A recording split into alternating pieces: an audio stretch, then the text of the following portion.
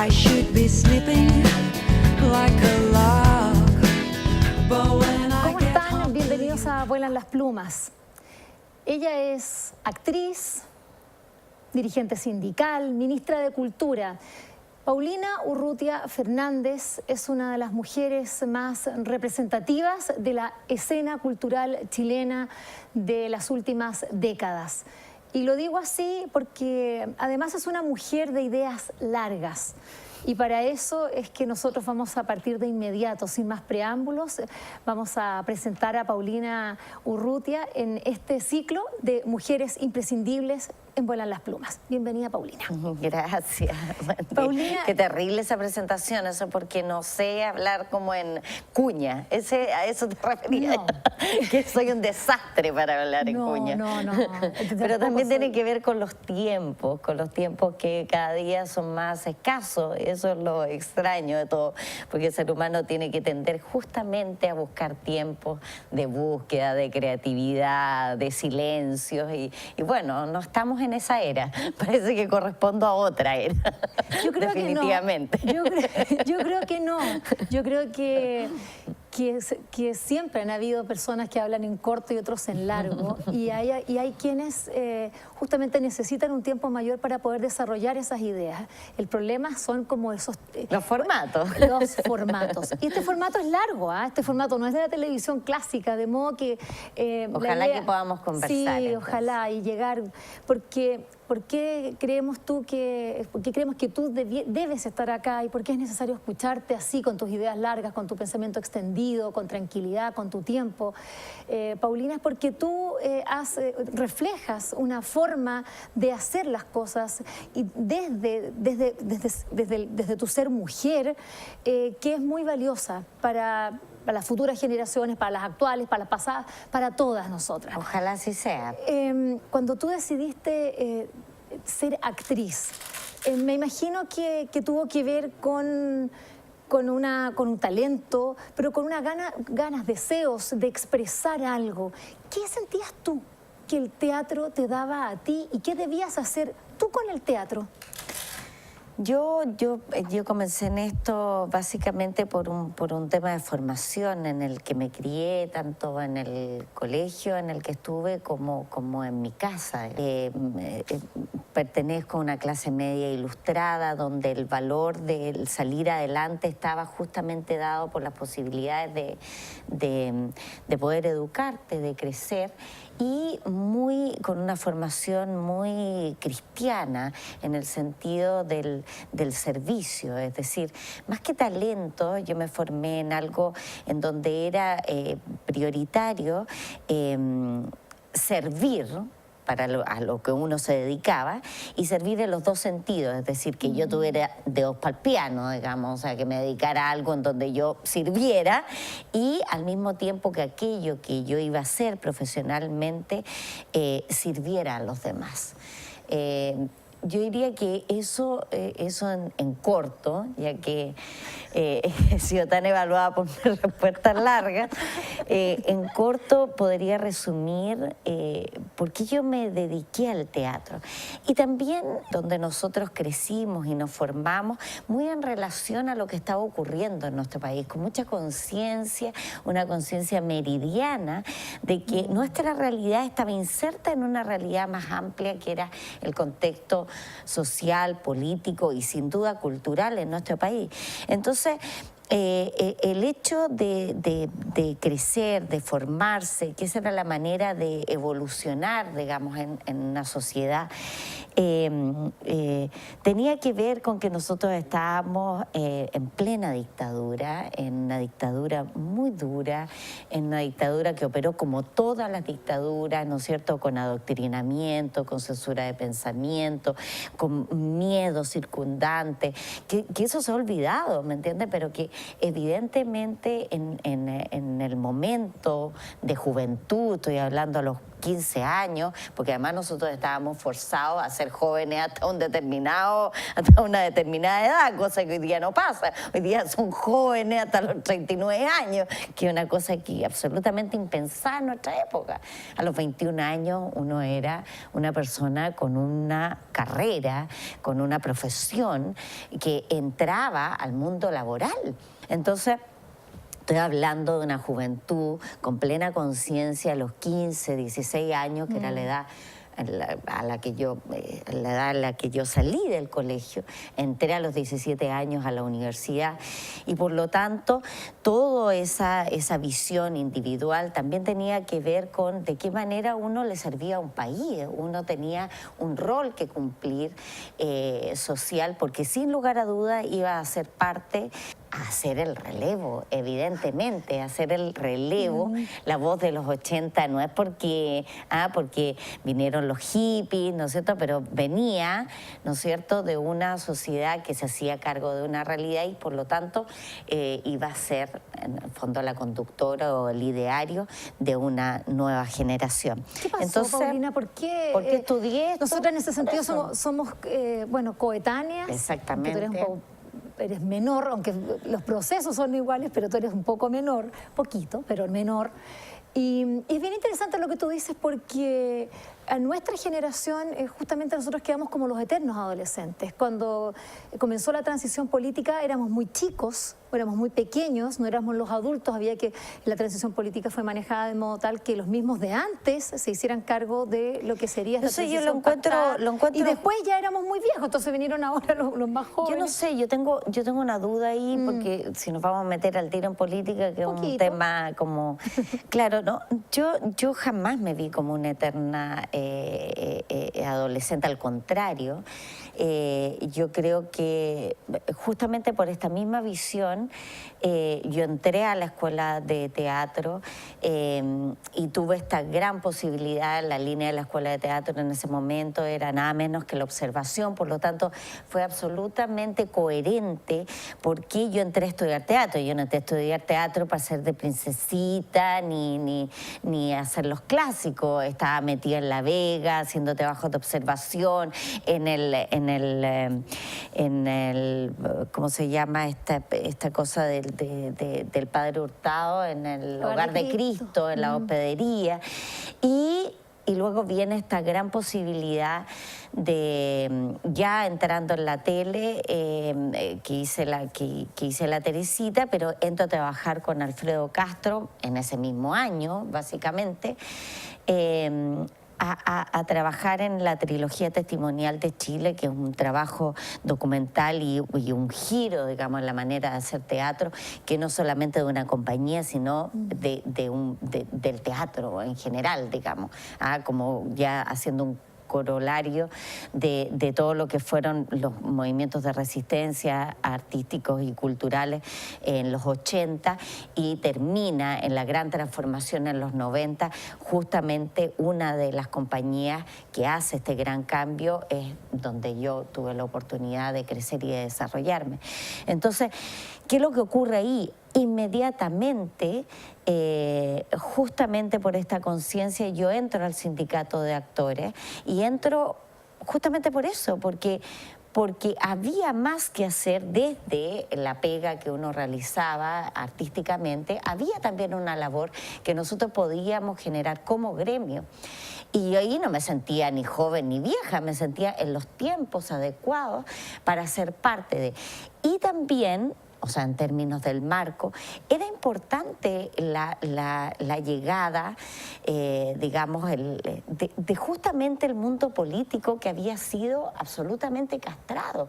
O sea, lo que ocurrió en el mundo político con todos los las grandes figuras del mundo político eran necesarios precisamente para el aprendizaje político de todos nosotros, porque nosotros... Yo crecí sin partido político, entonces la llegada de esa gente fue muy importante porque evidentemente forjó la concertación, forja, digamos, las bases del asentamiento de la democracia, y eso surge, eso permite, digamos, el surgimiento de la participación ciudadana, porque no había participación política en ese tiempo, de nosotros en distintas esferas. El problema fue el enquistamiento de la clase política, que obviamente, y bueno, ahí los compadrazgos y que subían solamente los amiguitos y la bestia, pero cuando viene el gobierno de la presidenta, y yo tengo la oportunidad de ser ministra, digamos, porque eso fue algo que yo no busqué, no militaba en ningún partido político, no era mi interés, y ahora felizmente puedo decir que tampoco era una búsqueda de una carrera política y no quería ser diputada ni senadora, y ahora lo puedo comprobar después de que me hicieron una batalla política porque eliminarme de todas partes por el miedo o a ocupar algún espacio que no. Entonces, todavía. Claro, entonces te fijas que lo desechas absolutamente porque... No, pero eso, digo, para completar la idea, sí. eso iba bien. Iba bien en términos de la construcción. Ahora nosotros sabemos todo, las transacas que hubo entre medios, bueno, que correspondía, pero justo venía también un tiempo para destaparlas, para inclinar las cosas hacia otro lado. Pero bueno, esa permanencia en el poder es la que aniquila todo, ¿me entiendes? Esa gente que no puede entender que si no está ahí, que no puede ocupar segundos planos, que no puede acompañar, que no puede guiar, que al mismo tiempo no puede renovarse con maneras de ver distintas, sentir distinto, que no se abre. Y no lo digo solo creativamente, sino ideológicamente, a sociedades distintas. Eso es lo que hace daño, y eso es lo que evidentemente, bueno, terminó por personas como uno que creyó tanto, que participó tanto, que vivió de cada una de las etapas, esté absolutamente al margen, queriéndolo o no, digamos, de esto que ocurre. Y hoy día como espectadores diciendo qué felicidad no estar ahí y que la gente no te identifique con eso, más porque uno también está en una era en donde todo se identifica, ¿me entiendes? Entonces, pero qué triste a la vez, porque para mí el trabajar en política era trabajar en el servicio público, era tener una visión, exactamente lo mismo que en mi pega. O sea, si yo podía trabajar para una audiencia, evidentemente me di cuenta que yo podía trabajar para un gremio y después trabajar para aquellos gremios que en esa época se definían como artes que no constituían industria, y después de eso trabajar como representación de esas artes, y después de ser parte del directorio nacional pasar a no solamente definir una política pública, sino que ejecutar una política pública que nosotros definimos como de Estado, es decir, que tuviera algunos énfasis dado por los distintos gobiernos, pero que siguiera un curso que requería, ¿no es cierto?, de un mediano y largo plazo. Entonces, Paulina, me gustaría tomar dos aspectos de lo que tú has planteado. Primero me gustaría terminar con lo que es el teatro, después me gustaría pasar lo que es lo que ha sido toda la instalación cultural a partir del Consejo Nacional de la Cultura y las Artes a comienzos de los 90. En lo que se refiere al teatro, tú hablabas de una vocación, un oficio que lo ponías al servicio de un proceso político, social, cultural de ese Chile que a ti te tocó vivir. Tú estabas en La Memoria, en ese minuto habían un par de compañías más, como Teatro del Silencio, La Tropa, y tú dijiste ahora que cambiaron las maneras de hacer teatro. Para quienes nos están viendo, y como yo quiero que esta entrevista la escuche y se escuche durante muchos años, A mí me gustaría que tú verbalizaras, explicaras cuál fue ese punto de inflexión, qué es lo que se hizo, qué trabajo se desarrolló en esas compañías, siendo todas muy distintas entre ellas, muy distintas. pero que son parte de un cambio así como copernicano, para ponerle Sí, un nombre, absolutamente. de la manera de cómo se entendía el teatro en Chile. Bueno, yo creo que sin lugar a duda esto viene de antes, ¿no es cierto? Viene de un teatro contemporáneo que se empieza a instalar en nuestro país gracias a la gran generación del 50, ¿no es cierto? Que hace la transformación de hablar desde nuestra realidad, ¿no es cierto? Porque el teatro vive de los clásicos, ¿no es cierto? Vive del gran teatro, de la matriz, digamos, pero que en la década de los 50 se empieza a ver reflejada una sociedad, la chilena, en un teatro contemporáneo que ya que sigue los mismos cánones clásicos, digamos, en donde lo que ocurría sobre el escenario le ocurría a la gente que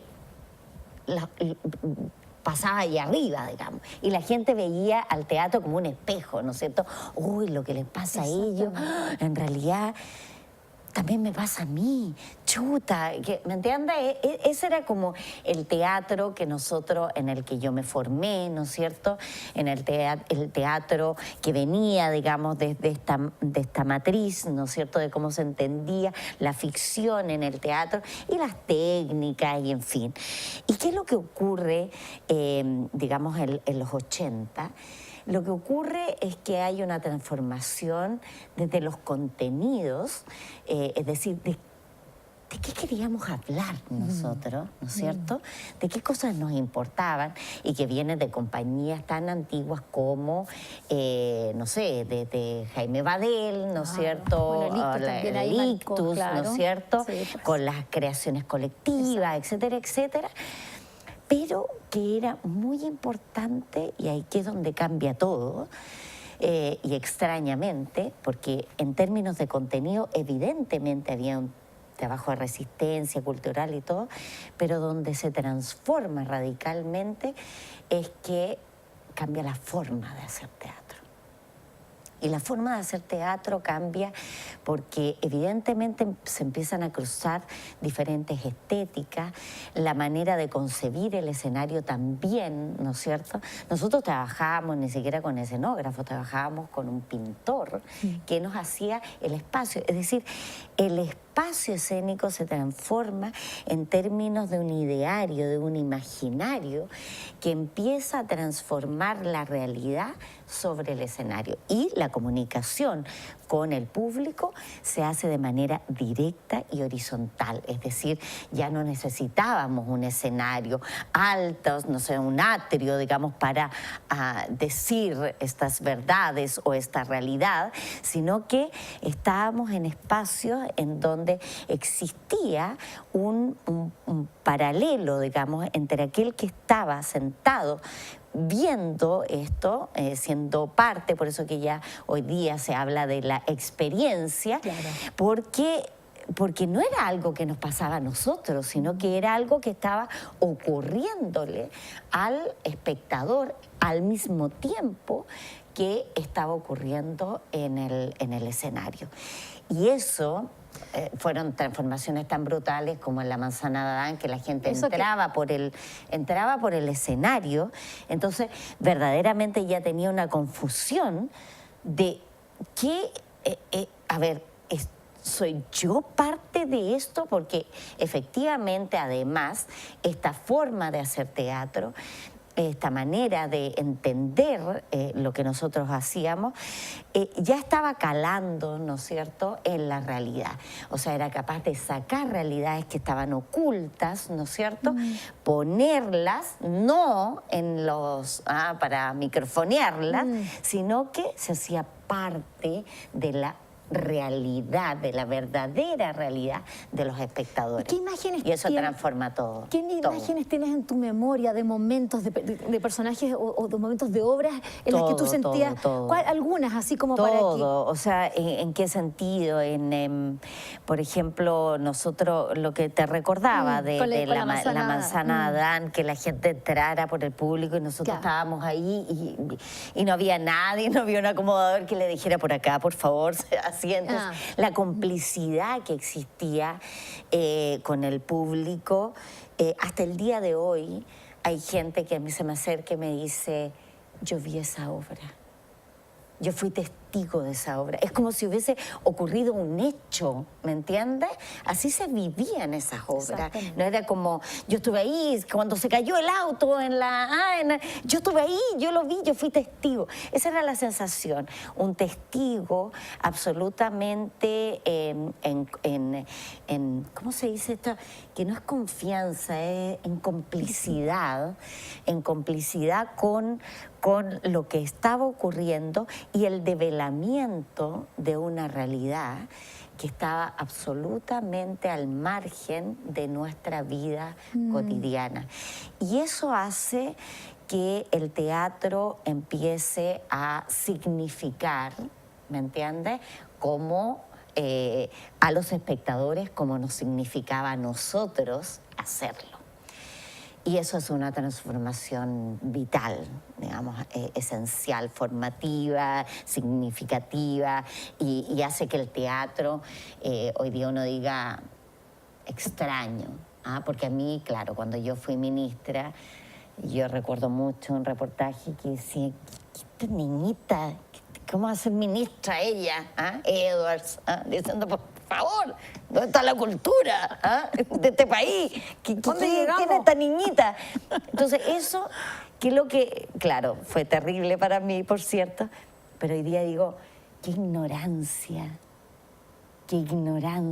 uno puede decir la ignorancia de no conocer un arte que estaba hablando directamente a la ciudadanía, y la ciudadanía se hacía parte de esa creación. O sea, un arte de su época, en su época, haciendo lo que tenía que hacer.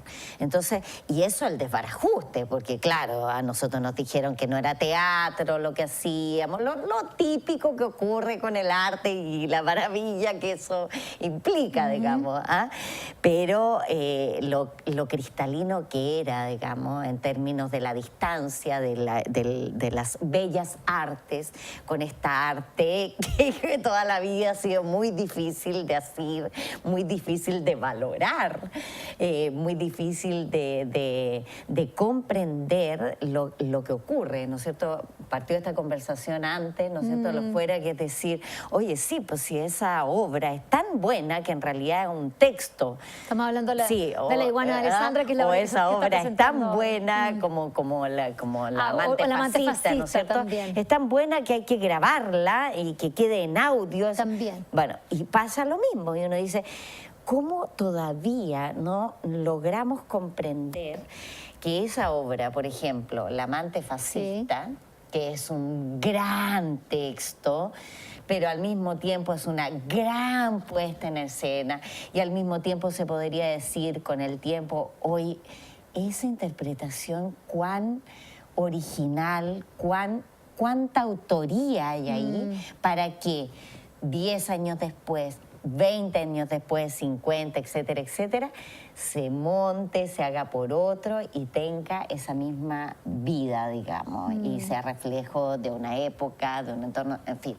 Pero esa poca comprensión del teatro como arte es un tema, porque es un tema de esta época, porque es un arte complejo.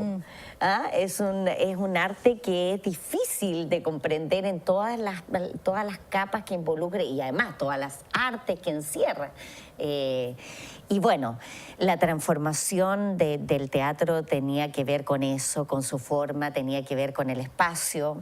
Es absolutamente no se podría hablar del teatro sin la intervención de Herbert Jonkers en la escena nacional y la transformación de esos espacios. Nosotros lo hicimos a través de las artes visuales que íbamos transformando el escenario. Y eso, cómo ha sido pie para la transformación de los grandes diseñadores hoy día del Teatro Nacional, y no solamente del teatro, sino que cómo a partir del teatro el cine de hoy, documental, ¿no es cierto? sí. El trabajo de grandes creadores del teatro como Rodrigo Basáez hoy día son parte de los directores de arte de nuestra cinematografía nacional, con los logros alcanzados a nivel internacional, ¿me entiendes? Vamos a hacer una breve pausa porque vamos a tomar justamente el personaje que interpretas en La amante fascista, porque ese personaje o esa obra llega para ti en un momento después de una seca así, que estuviste bastante tiempo sin trabajo, venía saliendo del rol político como ministra, y a ti te significó mucho en tu vida actoral, pero a partir de eso retomar qué fue de la sindicalista, de la ministra, y sobre todo ir a los momentos lindos, no solamente lo que significó la denostación, la sorpresa, mil cosas que pasaron cuando tuvimos a nuestra primera ministra mujer de Cultura. Vamos a una breve pausa en Vuelan las Plumas y ya volvemos.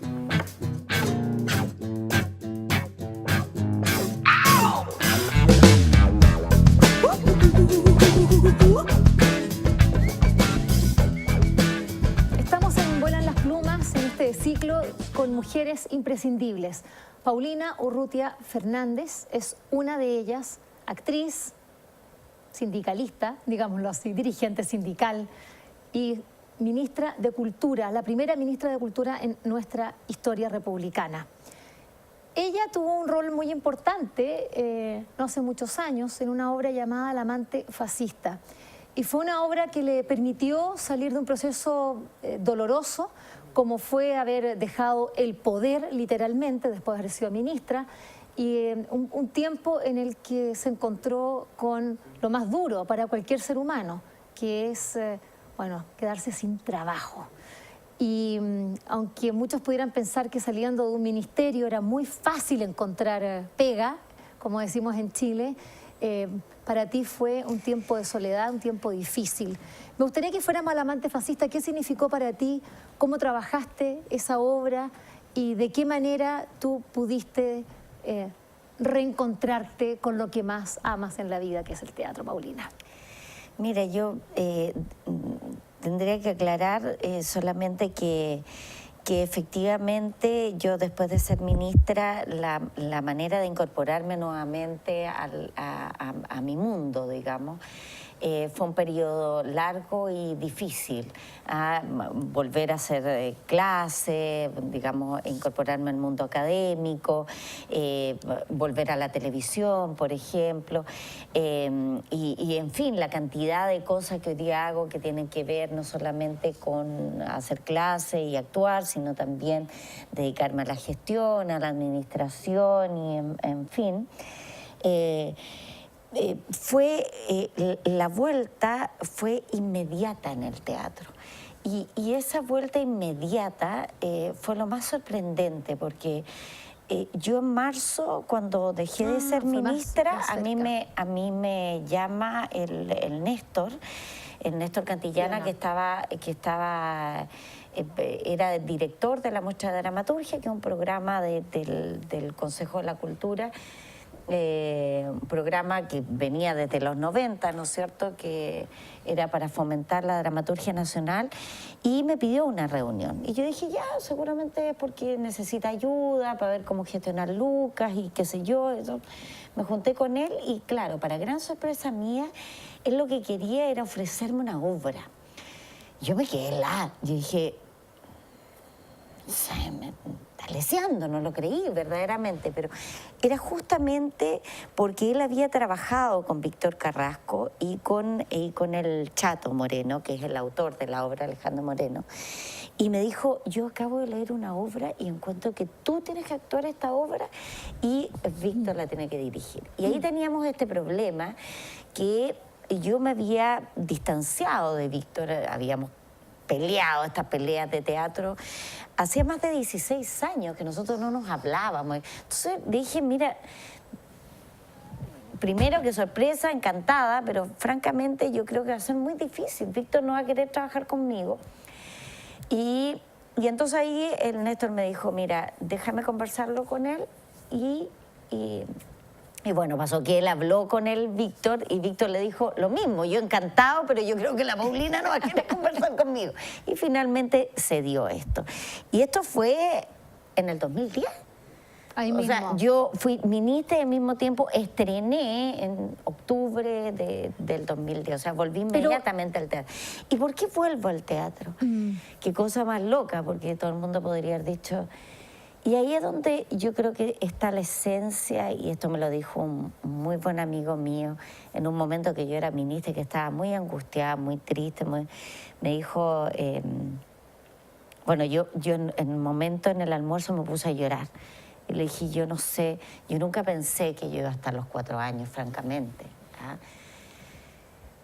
Y bueno, y cuando veo que esto ya era una realidad y yo iba a pasar los 4 años siendo ministra, me puse a llorar y le dije, yo creo que nunca más voy a volver a actuar. O sea, entonces, y me puse a llorar como un mono chino. Entonces él se cagó de la risa y me dijo, Paulina, pero qué buena más ridícula. ¿No te das cuenta que tu gran miedo es algo que va a ser absolutamente natural? Porque vaya a tener 2 meses para hacer lo que se te antoje y vas a volver.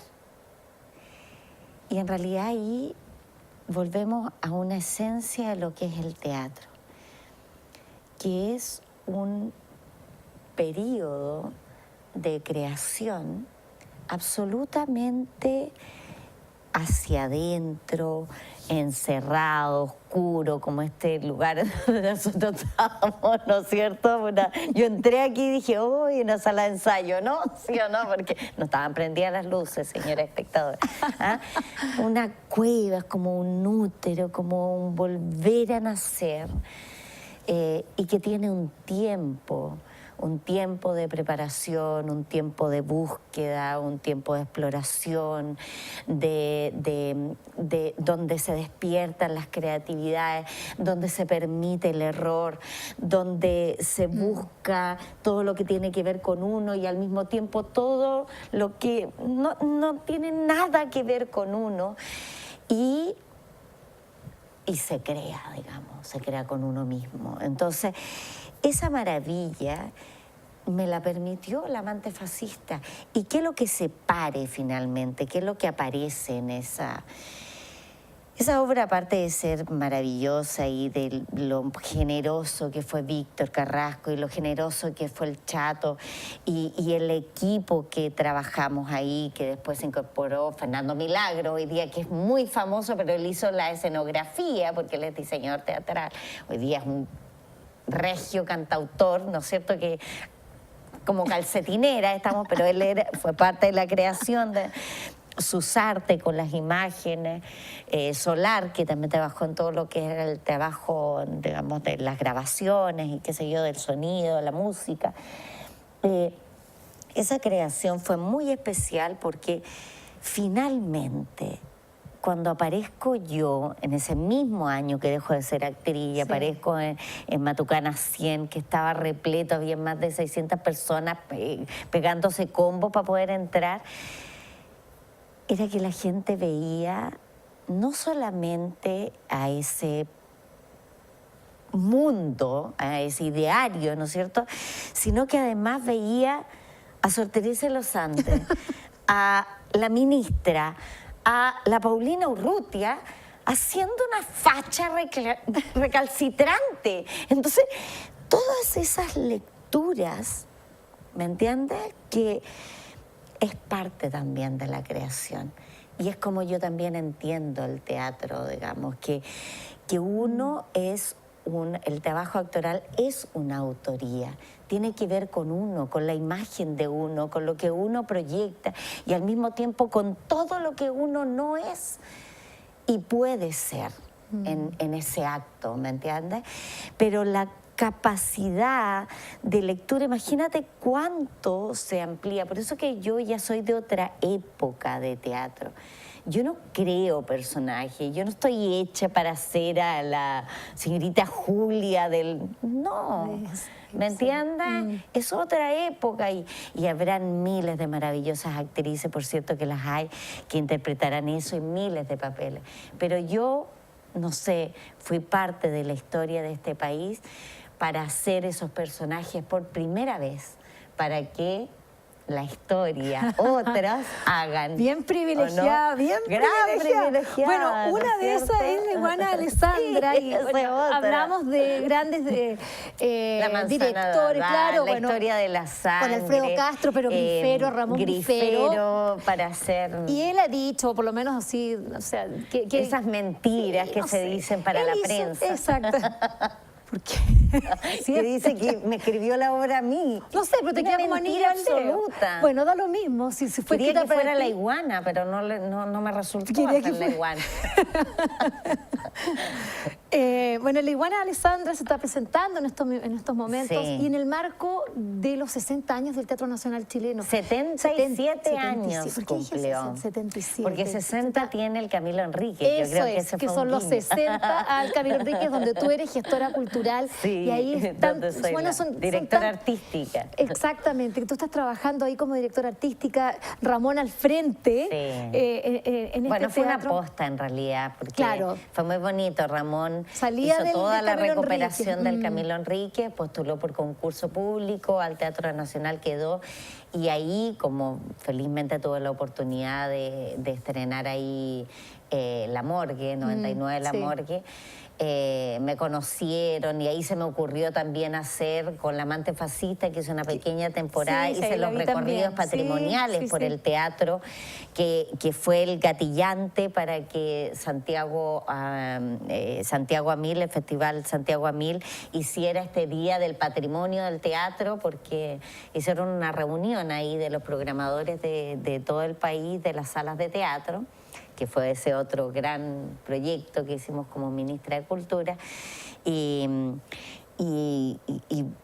entonces, salió lo de la- claro, se la- me ocurrió hacerles a ellos lo que nosotros hacíamos habitualmente después de cada función en el Camilo Enrique. Y entonces eso también fue una manera de visibilizarme dentro del círculo de periodistas, de quien depende, y ahí me llamaron para relevar a Ramón en su... Esto como está ligado a la director. Facultad de Artes de la Universidad de Chile. Y es, Sí, el Teatro es decir, Nacional, por es cierto, parte sigue de la Universidad de dependiendo. Chile. Y son, hablemos un poco de lo público, el rol de lo público, porque este Teatro Nacional chileno, con, como bien dices tú, 77 años, me corriges muy bien, es la historia del teatro, es la historia del teatro chileno, es la historia de ese teatro. Sí, es la historia es la historia nacional. Es la historia de, yo diría que claramente el Teatro Nacional y el Teatro Camilo Enrique son los espacios fundacionales del teatro profesional que hoy día tenemos, es decir, son parte de la historia del teatro, de la dramaturgia nacional y de todo el proceso de profesionalización del teatro en Chile. Piensa que hasta el día de hoy ese es el Teatro Nacional es el teatro de la Universidad de Chile, es decir, de su escuela de teatro, de su ¿cómo se llama?, de su departamento de extensión, sí, de artes, sí. de la teatro, se llama, representación, departamento del teatro, y al mismo tiempo el Teatro Camilo Enrique por más de 18 años fue el teatro de ensayo de la Universidad Católica de Chile, es decir, el teatro que todo el mundo hoy día conoce en la Plaza Ñuñoa. Dio sus primeros pasos en el Teatro Camilo Hay Enrique. toda una historia ahí que está Ahí muy se buena y estrenó es La cu- Pérgola de las Flores, Ah, yo no en el sabía. Teatro Camilo Enrique. Entonces, es muy importante esos dos teatros y por eso tan importante como desafío de política de Estado, ¿no es cierto?, el resguardo patrimonial y ojalá el ser parte del proceso de educación del público que asiste a esos teatros, de conocer esa historia. de Bueno, ser La Iguana parte de de esa Alessandra es historia. una obra que, bueno, yo no soy crítica teatral, nada. Yo soy bastante ingenua cuando voy al teatro en ese sentido. Me dejo llevar, trato de no, bueno, como no tengo una labor de tener que De criticar, crítico. no, para nada, lo disfruto. Y me encantó, lo disfruté. Bueno, porque se notaba que todos ustedes lo Este estaban viaje disfrutando. delirante. Sí, es una comedia, creo que es un género que acá en Chile, vaya que hace falta, que a mí me gusta mucho, particularmente porque creo que lo difícil, o sea, no sé, pero es un género complicado porque tiene muchos riesgos de que en realidad sea fome, latero, mil cosas. Y hay una frase que yo ayer notaba Entre medio. Sí, O sea, hay fuiste a disfrutar, pero a trabajar también, como siempre. Es que me gusta anotar algunas cositas porque me voy quedando con algunas cosas. Y cuando dice, si lloras por haber perdido el sol, las lágrimas no te dejarán ver las estrellas. Y claro, yo pensaba en tus soles, ¿no? Y pensé después, ¿cuáles serán esas estrellas que has podido ver cuando has dejado de llorar por lo perdido, Que Paulina? me cuesta harto dejar de llorar, porque soy muy buena para llorar. Sí. No, Sí, bueno, me acuerdo que a mí también. Pucha, yo sinceramente encuentro que el teatro para mí ha sido la gran posibilidad de sentirme creadora. Con mucho respeto lo digo, y no porque sea un buen trabajo, o hacer bien la pega, hoy qué buena actriz, no, sino que sinceramente ha sido un espacio de creación infondable, o sea, verdaderamente que no tiene, es como si no tuviera final. A mí me costó mucho hacer esta obra por circunstancias de la vida, estoy bastante complicada y pensé que no iba a poder hacer teatro, la verdad. Y bueno, tanto me cateteó Ramón, y me cateteó me cateteó en el cariño, porque él también crea muy desde un espacio de mucha confianza. Y claro, cuando uno ve La Iguana de Alessandra, uno dice, claro, ¿por qué tendrá? Porque realmente solamente un creador como él puede darse estos lujos de revisitarse él mismo, de cuestionarse, de plantearse. Sí, son todos en los otros procesos políticos de los espacios. últimos 50 años, así. O sea, 60 cualquier años. persona que Sí, dijera, mira, vamos a revisar las utopías de este último Exactamente. tiempo en una obra de teatro, yo creo que todo el mundo dice, no, Dios mío, me va a pegar un balazo. Y resulta que termina siendo una obra con más de 400 personas por función. En pleno invierno, que en este teatro dicen, ay, no, la gente no sale, no va a ver el teatro. Y que le gusta a personas de la tercera edad, a adultos, a jóvenes, a niños. Y uno dice, bueno, estamos haciendo creación, que es una de las grandes críticas que yo tengo hoy día para el teatro chileno. Hoy día nosotros vemos muchas producciones, pero vemos muy poca creación. Y eso es lo que ocurre cuando hay creación. Y no estoy hablando de mercado, si no estoy hablando de público, si no estoy hablando que cuando hay creación, obviamente hay público, hay gente que se siente conminada a asistir a esas salas, a ser parte de esos fenómenos, a ser parte de esos momentos, porque además el teatro es un arte de su momento, de su época. Entonces no se entiende, claro, en su momento nosotros en La Manzana Adán, la historia de la sangre, Los días tuertos, todo lo que hicimos estuvimos durante ese periodo en el Goethe haciendo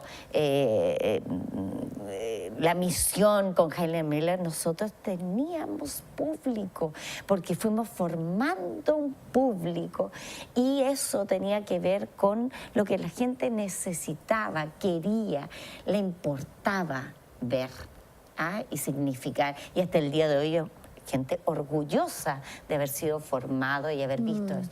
Entonces, el teatro está lleno de soles, por cierto, de maravillosas luces, de todo lo que combina, convoca, irradia, en fin, pero está lleno de procesos oscuros, difíciles, dolorosos, que terminan siendo estas grandes luces y que nosotros, además develamos mundos.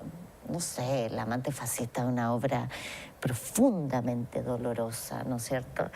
Y que bueno, desata eso, que hoy día es una obra que no se ve con 20 espectadores como nosotros hicimos todo el periodo original de estos cambios, sino que se ve a sala llena, con 300 espectadores en centros culturales, para comunas de más de 50.000 habitantes a lo largo de todo el país.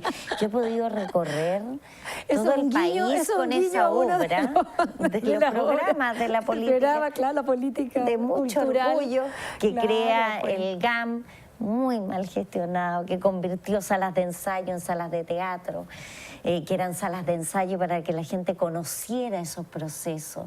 Todo el edificio B no son salas de teatro originalmente en la concepción del Centro Cultural Gabriela Mistral, porque no tenía por qué competir con el Teatro Nacional, con el Camilo Enríquez, con la Memoria. Bueno, de Eran hecho son salas de ensayo. De hecho son pésimas salas de teatro. Pero sí son salas de ensayo. Y las salas, las únicas 2 salas originales del edificio A, claro. era una sala de danza, que tuvo que aparecer la nave independiente, pero era una sala pública para danza, que no tenía ninguna exigencia tipo acústico, porque esos eran auditorios del edificio Diego Portales original. Para de tener la una UNTA, cartelera de danza ¿no es cierto? permanente. Permanente y de música permanente, que era la otra sala. ¿Y qué pasó, Paulina? ¿Por qué pasan esas Bueno, cosas? la gestión. Pues. Digo, ahora usted. La gestión que la encuentran tan buena y que duró tantos años. Tantos años. Ese edificio originalmente tenía un plan de gestión elaborado hasta antes de que yo me fuera del ministerio, del consejo en esa época, que tenía unidades de 2010. negocio que iba a permitir que la gente, que digamos que ese centro no viviera de la explotación de las obras de teatro.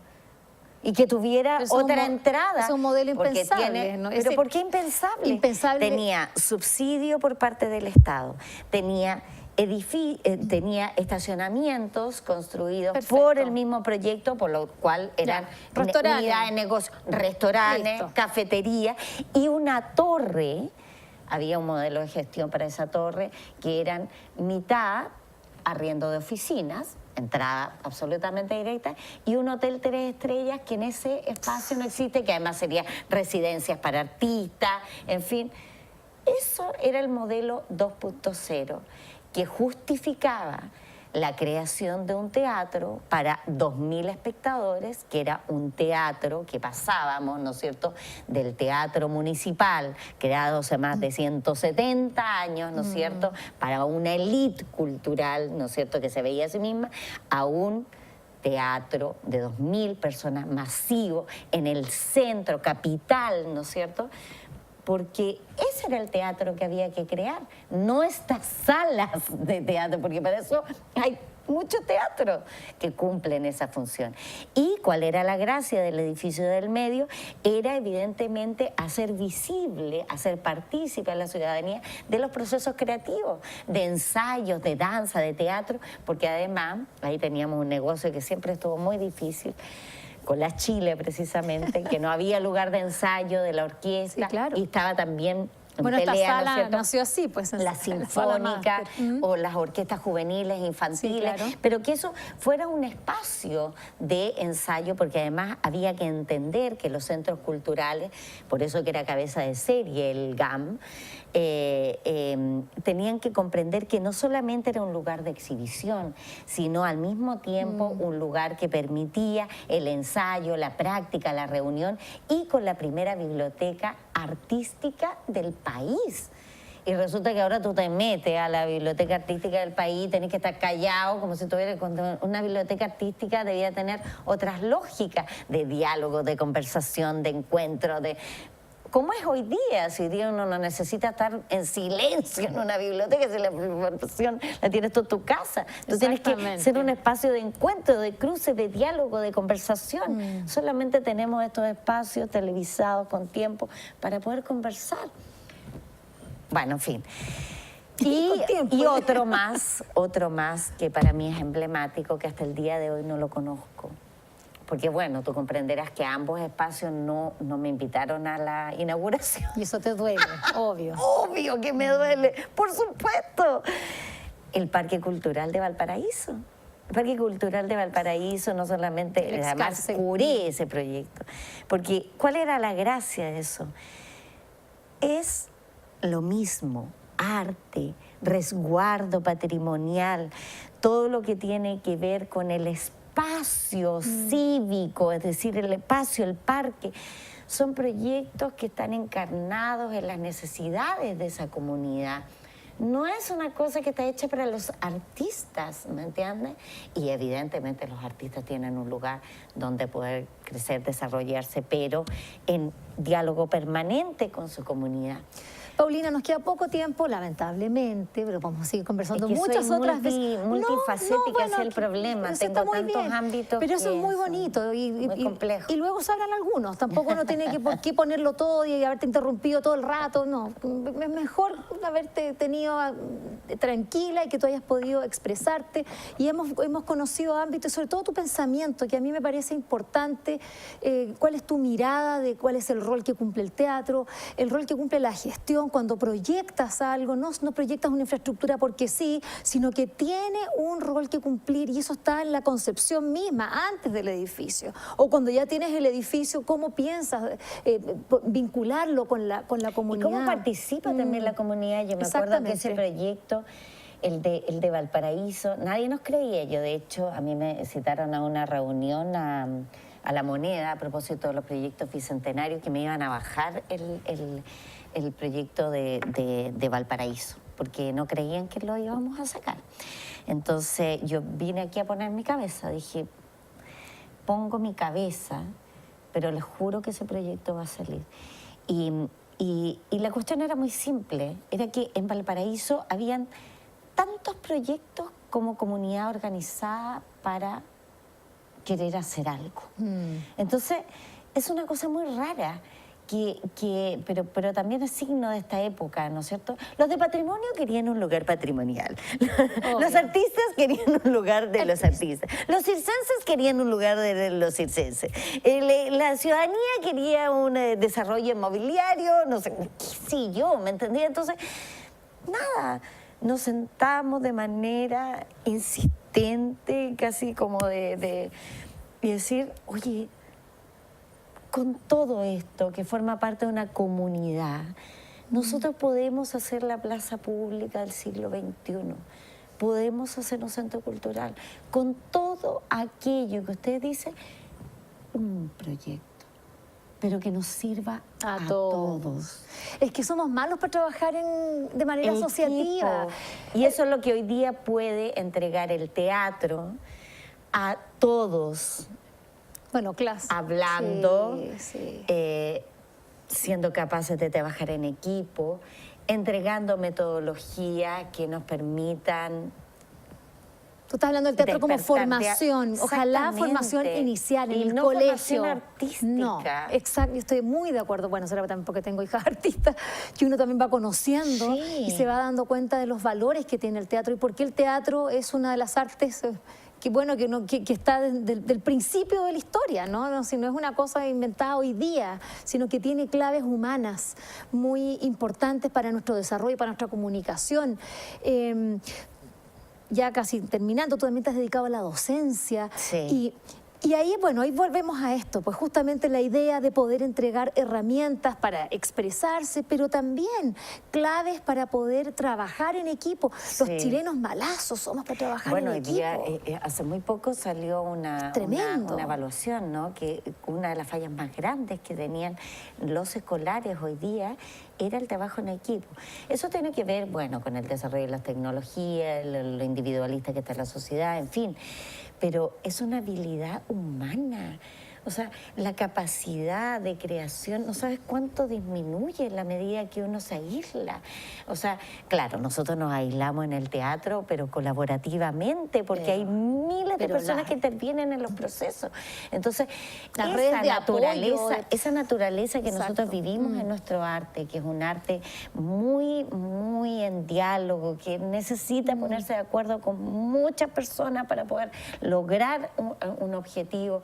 Lo que tú vives ahí cuando vas a ver la iguana y dices, me fasciné. Eso no lo logra uno, no lo logra la conjunción de múltiples variables, de ánimos, de talentos, de esfuerzos, de voluntades, de visiones, de contravisiones, porque además uno puede decir perfectamente no estar de acuerdo, pero esa capacidad que tiene el teatro, que es originaria, que es natural, porque es el arte de la humanidad, el arte del diálogo, del poner en cuestión, de la reflexión, del verbo en acción.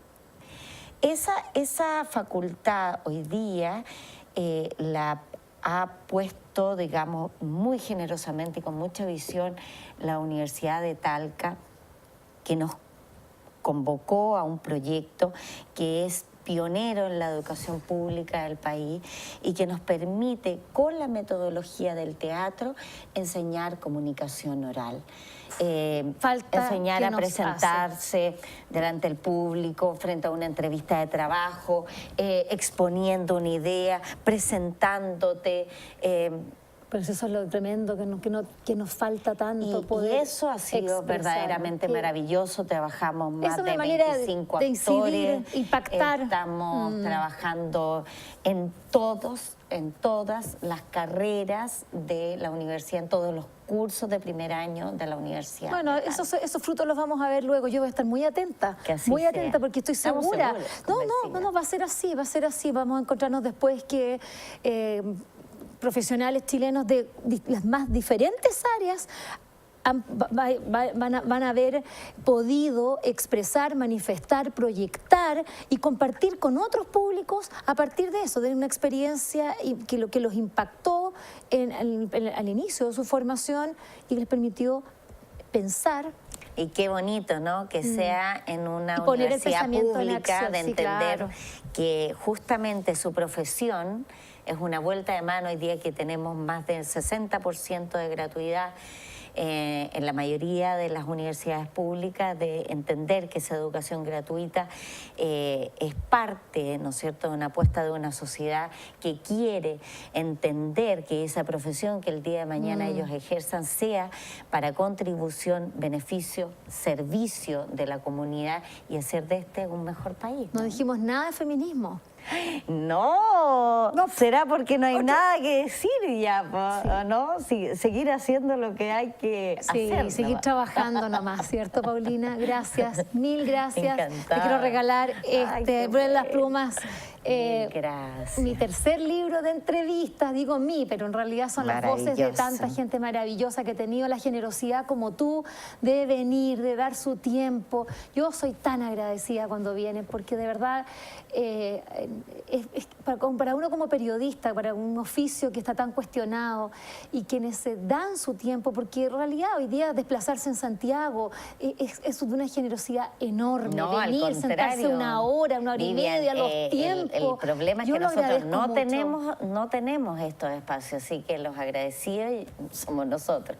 No te quepa la menor duda. Bueno, muchas gracias porque además estoy feliz de que seas parte de este ciclo de Mujeres Imprescindibles. encantada. Claramente nos quedaron temas que hablar, pero por lo menos ya estás aquí en este ciclo hablando de lo más maravilloso, por lo menos que es lo que a ti te da ese sol que es el teatro. Gracias, Paulina. Gracias a Y ti. a ustedes, bueno, nos encontramos en otro programa. Gracias.